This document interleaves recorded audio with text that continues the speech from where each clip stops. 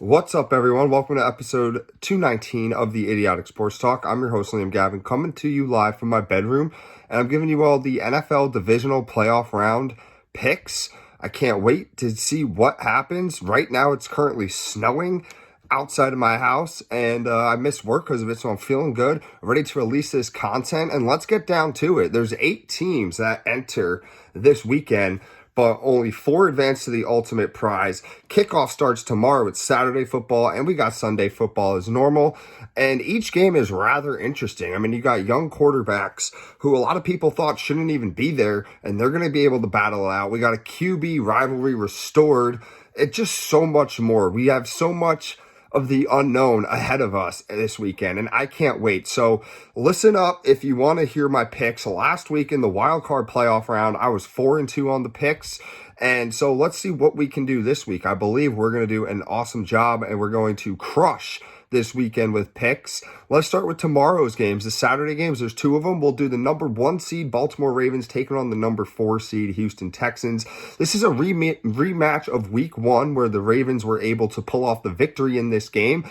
But since then, the Texans rookie quarterback CJ Stroud has grown so much from his first game up until now. He is reaching a exponential level of height in his game. He is just absolutely killing it.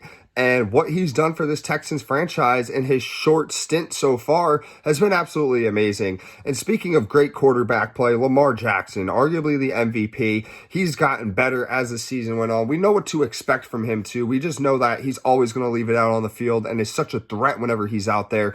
And this is going to be a cold battle considering that the game's going to be in Baltimore. So the run game's going to come into play. And speaking of the run game, I'm going to have to take the Ravens run game over Houston's, but Houston's run game is very solid as well. The receiving core, I say the receiving core is even. You got guys on Baltimore, Odell Beckham, Nelson Aguilar, Zay Flowers, but then you look at who the Texans have. You have Nico Collins, who's been absolutely lighting it up. You got Dalton Schultz, their tight end. So, in my opinion, it's pretty even. The defense, it's obviously I'm going to give it to Baltimore, even though last week the Houston defense did score 2 touchdowns. I got to roll with the Ravens here, though, when it comes to defense. And quarterback, I give the edge to Lamar Jackson, but CJ Stroud, he's chasing that greatness. He is right there, and you got to respect him. I respect him a hell of a lot because of how talented he is and what he's done with this team, and nobody expected him to do this so far in year 1. The coach, I got to take John Harbaugh over DeMeco Ryans, but there's no denying how special DeMeco Ryans really is, though, because in my opinion, what he's done with this Texans team, a 2-win team last year, bringing them to the second round, could advance even further. He's coach of the year, no doubt. This should be a very entertaining game. I think it's going to be back and forth scoring for a little bit, but with Baltimore having the week off and they're playing at home, they should be able to win, and I'm going to pick them to win 36-24. The next game is the number 1 seed Niners taking on the number 7 seed Packers. So the Niners will be well rested and playing at home. They always own the Packers in the playoffs. I mean, ever since 2020, they've smoked them in the championship game. They beat them a couple years ago in the divisional round. But there's no denying how good Jordan Love has looked, especially against my Cowboys last week. He absolutely torched them and did a phenomenal job. I'm still in shambles. I'm still recovering from that loss. But yeah, there's no denying that the kid is gifted.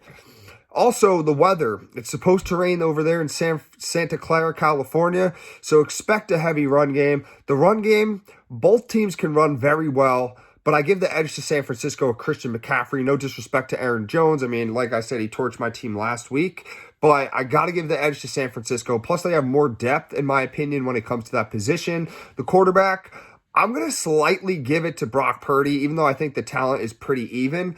Jordan Love, we only have a small sample size of him so far. Obviously, the kid can ball, but Brock Purdy's pretty disrespected. Let's not forget, he went to the NFC Championship game last year. He's been in these big game situations before, so I got to lean towards Brock Purdy a little bit. I think in the future, Jordan Love will be better, but as of right now, I got to give my respect to Brock. The receiving core, San Francisco, hands down.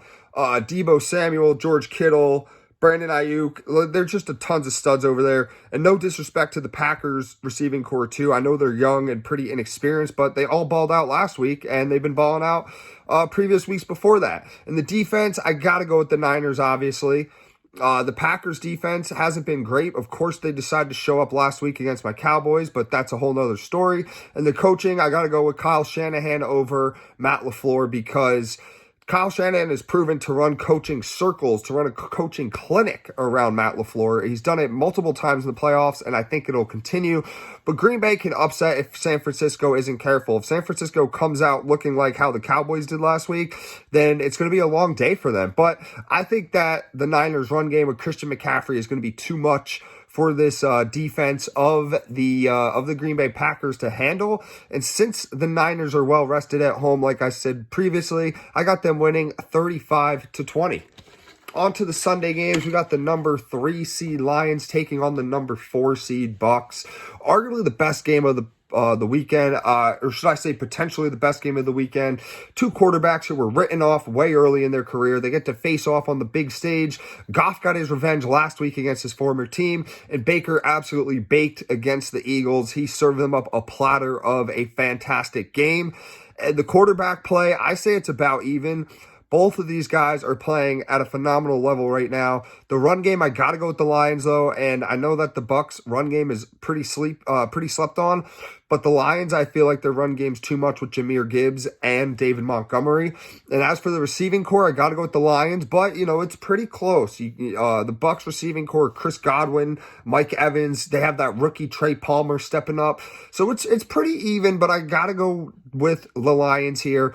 And as for defense, the Bucks for sure. If you saw what they did last week against the Eagles, they put on a defensive clinic, getting pressures nonstop. They didn't allow a single third or fourth down conversion. They stopped the tush push. So yeah, I'm going with the Bucks here when it comes to defense and coaching. I give it to Dan Campbell, even though Todd Bowles is definitely overachieving as a coach this year. I got to go with Dan Campbell though. And this game could literally sway either way, in my opinion. Ford Field was absolutely rocking last week with Lions fans. I expect that again. I saw that they broke a sound decibel. It was an NFL record. It was the loudest place ever recorded. And I believe it, man, because they were so hyped for that game. Got to see their team win their first playoff win in 30 years, so you can't blame them. And will the Lions make it to their first NFC Championship game since 1991? Or will the Bucks make it back to the NFC Championship game without Tom Brady? They were there in 2021.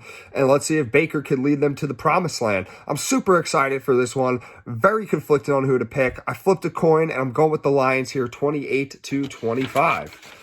The final Sunday game is the number 2 seed Bills taking on the number 3 seed Chiefs. An absolute classic at the tip of our fingers. Every time these teams meet, it is the clash of warriors. It is a bloodbath. It is absolutely awesome to witness this. And in the regular season, Josh Allen owns Patrick Mahomes. But in the postseason, Patrick Mahomes owns Josh Allen. He's 2-0 against him. You can't forget about that divisional playoff round in 2022. It was absolute mayhem where the Chiefs won in overtime. There was 13 seconds left in regulation. They were down 3, and Patrick Mahomes had a phenomenal drive to get the game-tying field goal and then hit Travis Kelce for the game-winning touchdown. And when it comes to Patrick Mahomes versus Josh Allen, is this the new Tom Brady versus Peyton Manning? A lot of people say so, and I kind of see it myself. It's going to be cold weather in Buffalo this Sunday, so like I've said in previous videos, expect a heavy run game. The quarterback, when it comes to picking the quarterback, I got to go with Mahomes over Allen. Run game is about even. I mean, they got Isaiah Pacheco in Kansas City. They got James Cook, and can't forget about Josh Allen running the ball for the Bills. The receiving core, I got to go with the Bills here. They definitely have more proven players, and they don't drop as many passes as the Chiefs. And the defense, I got to go with the Chiefs. They've been a top 5 unit all season long. They can get to the quarterback. They can play excellent pass coverage. And coaching, I'm going to go with the Chiefs head coach, Andy Reid, over Sean McDermott, just because he's been there before. He's a 2-time Super Bowl winning champ. So you must tune into this one. I don't care what your plans are, cancel it because you've got to watch this game. All eyeballs are going to be on this game specifically. And the Bills are absolutely red hot. They've won 6 straight games. Can they cool off? Because if they do, they're getting sent home. But the Chiefs are never easy to pick against. They really aren't. It's very hard to pick against them, and I'm not going to do it here. I got the Chiefs winning 26-23. So that concludes my NFL divisional round playoff picks. Let me know what you guys think. But before I go, the lock of the week is the Niners over the Packers, and the upset is the Chiefs over the Bills. So like I said, let me know what you guys think of my picks. Let me know what you agree with, disagree with, what you can't wait to see, what you don't care to see in these games, which would be absolutely asinine in my opinion. Let me know if your favorite team is still playing in this postseason. Let me know if they're going to move on to the championship round or if they're going to pack their bags and hit the road. And yeah, that's it for episode 219 of the Idiotic Sports Talk. Thank you all for watching. Remember to subscribe to this exact YouTube channel. Follow me up above on my Instagram. Take care. Enjoy a great weekend of football. And if you live in the Northeast or anywhere in the Midwest where there's a lot of snow and heavy snow, make sure to be careful and drive safe out there. Take care.